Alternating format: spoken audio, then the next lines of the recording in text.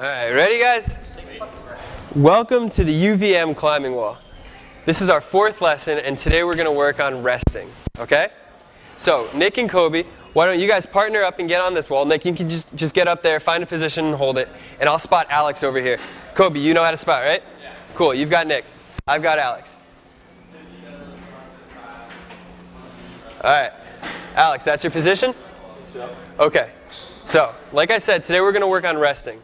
And it's a really, really important skill to have when you're climbing, because when you're up there, you're going to get tired. Your hands are going to get sweaty. You might even get lost. So by learning how to rest efficiently, you'll be able to spread the weight out over most of your body. You'll be able to see the route above you, and you'll be able to chalk up and get your hands dry. So the 3 things that we're going to work on today are A, hanging on the skeletal system and not the muscular system. B, the triangle rest. I'll explain that later. And then C, how to make the most of your time while you're resting. All right, so since we've started, I can already tell, Alex, you're definitely getting tired. Nick, you've already fallen to a more efficient resting pose. You've got straight arms, and your weight is pretty much balanced on both your feet. So I think you guys get my point here? So? Yeah, gravity is going to just pull you into a proper resting position. And what we're trying to learn how to do is make the most of what gravity is giving us. So you guys can get off the wall and have a seat. All right, I'm going to get on the holds that Alex was just on and talk first about hanging on the skeletal system. All right, when everybody started, they had... Nick, could you get me a spot? Thanks. When everyone started, they had their biceps bent, and they were really pumping with their muscles. Your body can only hold this position for so long because your muscles really aren't able to hold much weight for very long. So, as time went on, everybody straightened out because this really is a natural position for distributing the weight in your arms.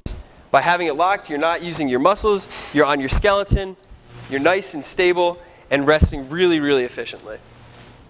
Right, Nick, you got me? Awesome, thank you. The next thing I'm going to talk about is the triangular stance. Nick's holds were this one, and this one. And if you look this, it's almost a perfect isosceles triangle, right? If you flip this in half, you'd have a pretty symmetrical shape. And this is really what you're looking for when you're resting, because it allows you to evenly distribute the weight on both your feet. If I had one foot up here and the other down here, most of my weight is on this right leg. So that's just going to tire you out more. But by having the equal feet and a good handhold, you've got equal weight on both feet, right? Any questions? Pretty straightforward. Now, the third thing we want to do is make the most of our time while we're resting. So, while we're hanging out on holds, and we've got our triangular stance, hanging on our skeletal system, we don't want to be just sitting here. We can use the time to check out the route. If I'm following the blue route, I can see every move that I'm going to make. I can plan ahead. I can also shake out my arms, because you're going to get tired from all these little crimps. And also, I've got a chalk bag here. My hands are sweaty. Chalk up, switch my hands, chalk up, blow it off, and now I'm ready to go. Awesome, so what do you say we give it a try? Cool? I've got these chalk bags right here, so everyone can take one. They go right behind you. You want them accessible and right on your back. Cool? Make sure you open them up. Maybe chalk your hands up now. Great. And then get on the wall again. Nick, you can spot Kobe, and I'll spot Alex again. So try finding the triangular holds, and try hanging out on that muscular system, on the skeletal system, sorry. All right, nice. And now try moving up, flex your biceps, and feel the difference. How much weight is being conserved if you come down with the straight arm on your skeleton, right? Okay, now do the same thing. Switch your feet so that you don't have the triangular stance, so that you have something a little different, a little more awkward. Do you feel how the weight falls to one foot and not the other? Yeah? All right. Cool. And now get back to the triangular stance. And now just look up at the wall in front of you. See what you've got up there? Cool. You've got a pretty good vision, right? You've got the chalk access if you need it. Great. Good job.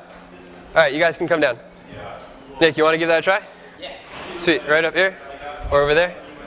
I'll get your spot. You guys can have a seat over here and do a little less demanding resting. All right, nice. Yep, bent arm versus straight arm. Cool. Check out the root, chalk up, shake out. Good job. You feel how much more natural it is to hang on the skeletal system over the muscles? All right, great. Yep, moving the feet. Great job. Sweet. So guys, the 3 things we learned today. First is hanging on the skeletal system, not the muscular system, right? You conserve a lot more energy when you're not pumping your muscles. The second is the triangular stance, like was demonstrated over here. Equal feet so that you can distribute the weight equally. And the third was? Make the most of your time. Exactly. Looking around, shaking out, being efficient while you're standing still. Cool. So everyone gets the gist of that lesson? Awesome. Let's try it out.